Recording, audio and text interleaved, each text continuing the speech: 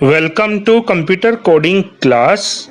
Today we will learn how to sort a list of tuples both in ascending and descending order. First of all, we are creating a list of tuple. The name of list is lst. This list has 4 tuples where in each tuple there are 2 elements. We will use both the elements of each tuple for ascending and descending sorting.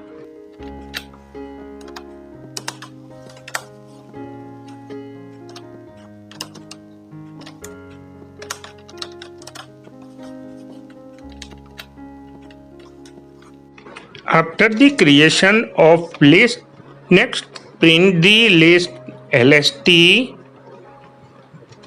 Next print a blank new line.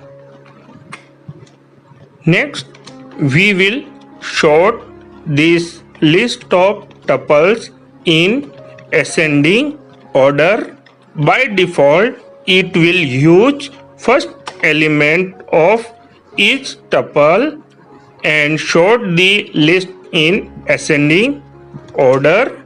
Next we will print our sorted list and then run the program. Now in output window it is showing a sorted list where this list is sorted in ascending order and it is using first element of each tuple for sorting. Next we will sort our original list into descending order. For this we will insert a new argument in sorted function and write reverse equal to true.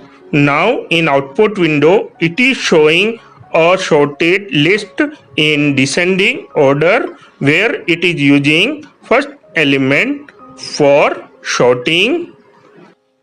Next we will insert third argument in sorted function that will decide which element of the tuple will be used for sorting. Here I am using key argument where lambda function is used for selection of which element of the tuple. Here x0 means first element of tuple and x1 means second element of the tuple.